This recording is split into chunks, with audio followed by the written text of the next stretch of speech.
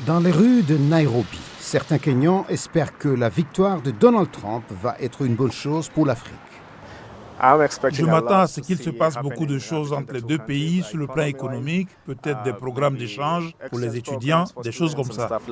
Eric Mwenda, lui, soutenait l'adversaire de Trump, la candidate démocrate Kamala Harris. Parce qu'elle comprend les gens. J'ai l'impression que l'autre est un peu raciste. Il est très méchant.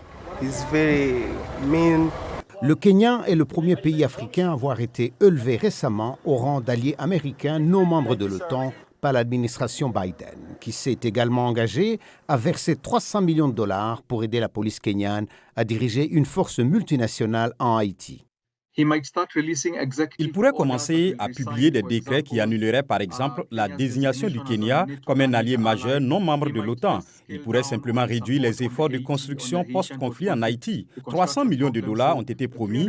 Je ne sais pas combien ont été versés jusqu'à présent, mais il se pourrait qu'il se dise que ce n'est pas son problème et qu'il en réduise l'ampleur.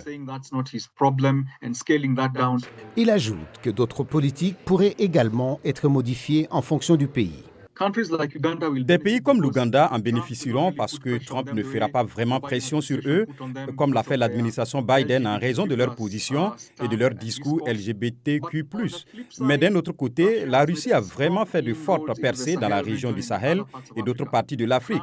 Trump ne va pas lever le petit doigt pour arrêter les Russes. Tom Wolf, chercheur et analyste politique, a assisté à une soirée de veille électorale organisée par Democrat Abroad à Nairobi.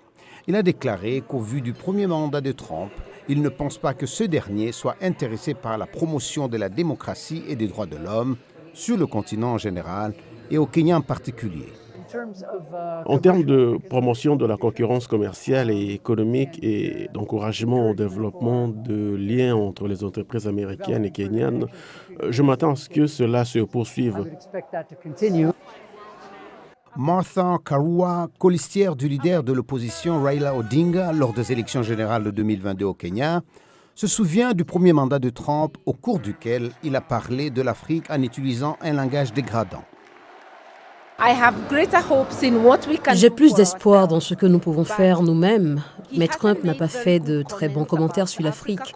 Il nous a traités de tous les noms, mais il est de la responsabilité des dirigeants africains de faire pression pour que les partenaires avec lesquels nous travaillons nous respectent et nous reconnaissent comme des êtres humains égaux.